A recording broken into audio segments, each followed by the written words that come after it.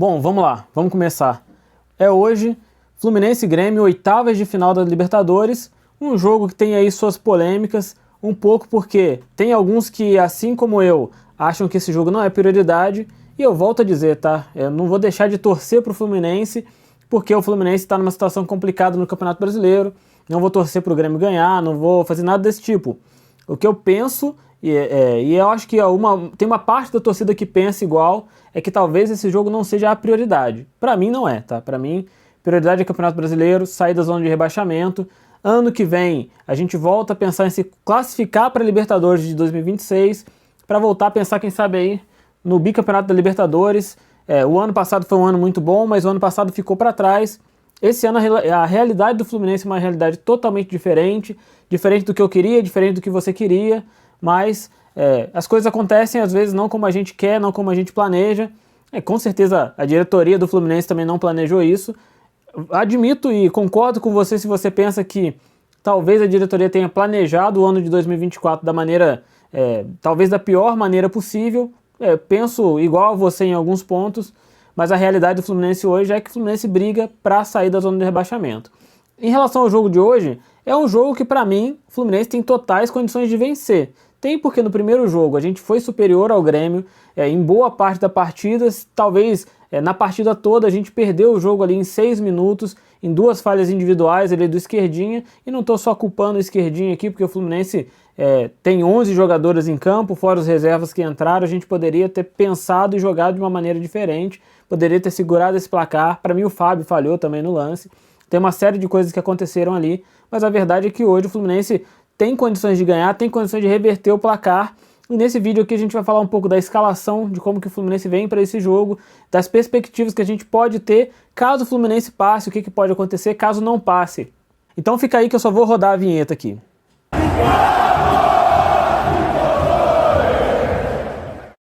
Bom, o Fluminense chega nesse jogo num cenário, como a gente sabe, que não é o ideal, não é aquilo que o Fluminense... não é aquilo que a gente, como torcedor, esperava para chegar em agosto de 2022, ainda na zona de rebaixamento, com um time muito desfalcado. A gente tem uma série de jogadores lesionados, jogadores importantes, que poderiam sim equilibrar talvez ali essa partida da Copa Libertadores com talvez a próxima partida aí do Campeonato Brasileiro, que é contra o Atlético Mineiro, uma partida que a gente pode sair da zona de rebaixamento. Então ela é uma partida muito importante na trajetória do Fluminense nesse Campeonato Brasileiro, mas o Fluminense chega para esse jogo sim com condições de vencer. No primeiro jogo, o Fluminense teve um primeiro tempo com muita posse de bola, teve domínio do jogo na maior parte da partida. A gente teve aí os lances individuais, as falhas que a gente já falou aqui que aconteceram, que você viu. O caso do Esquerdinha é um caso bem específico. O Esquerdinha é um garoto de 18 anos de idade. O Fluminense está sem o Diogo Barbosa, está sem o Marcelo, então isso complica muito a situação. E a gente precisava de um lateral ali, que é alguém que a torcida pediu bastante. A torcida pediu oportunidade para o Esquerdinha, como sempre pede aí para trazer a galera da base, e muitas vezes a base do Fluminense resolve, mas nesse jogo não foi o que aconteceu. Na sequência, o Esquerdinha fez um jogo muito ruim também contra o Corinthians, até porque sentiu aí as críticas que ele recebeu, sentiu o mau desempenho, ele sabe que ele jogou mal, ele sabe que ele comprometeu o resultado, e para um garoto de 18 anos, começando a carreira aí, com certeza isso é muito pesado. Mas a gente vai precisar da recuperação tanto do Esquerdinha, né, uma recuperação aí mais psicológica, uma recuperação mental, porque é um bom jogador, é um jogador que tem muito a oferecer, mas que pode estar sofrendo sim, com certeza está, a pressão de estar num time como é o Fluminense e na situação que o Fluminense está. A situação do Fluminense ela é muito complicada. Mas vamos falar aí qual vai ser a escalação do Fluminense para o jogo de hoje, pelo menos a possível escalação. Essa escalação aqui é do GE. O Fluminense deve ir escalado com o Fábio no gol, isso aí é óbvio, todo mundo sabe que o Fábio ele é titular absoluto do Fluminense, mesmo tendo cometido algumas falhas nos últimos jogos. A gente vai ter o Felipe Alves e Vitor Eudes ali na reserva, então é melhor deixar o Fábio por aí mesmo. Samuel Xavier, Thiago Silva, Thiago Santos, que para mim tem jogado bem quando joga com o Thiago Silva, Guga, André, Nonato ou Martinelli.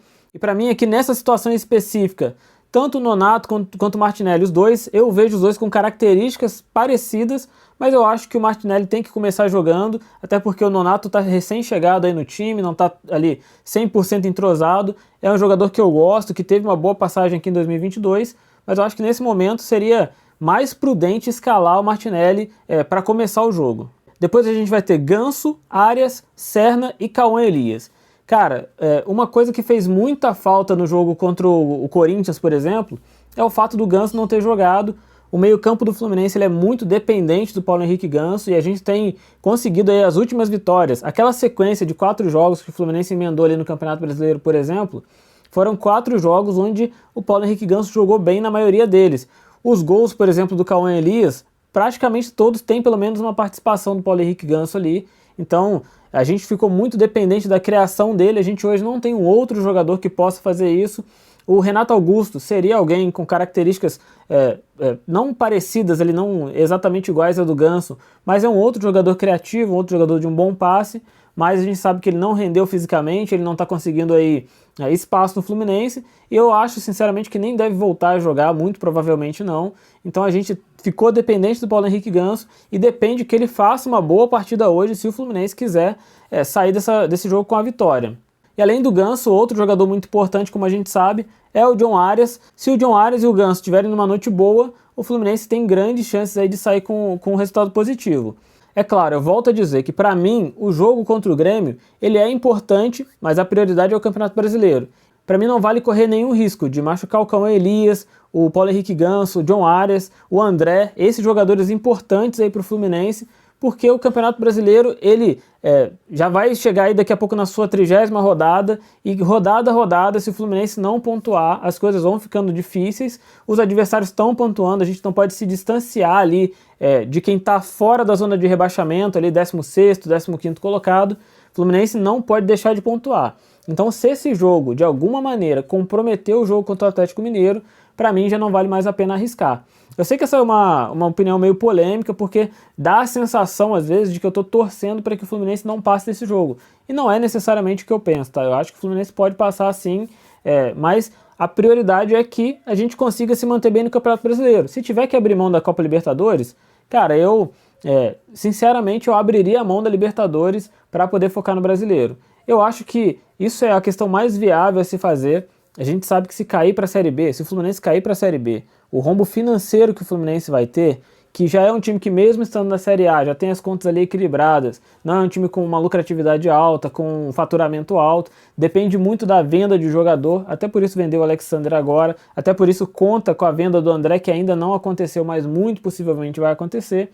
Então, se a gente cair para a Série B, o faturamento de um time da Série B, ele é muito menor do que o faturamento do time da Série A. A gente perde direito de imagem, perde alcance, perde um monte de coisa aí que o Fluminense vai sentir muito financeiramente. Então, para o bem do Fluminense, para que as coisas possam continuar acontecendo, o Fluminense não pode cair para a Série B. Uma recuperação seria muito difícil.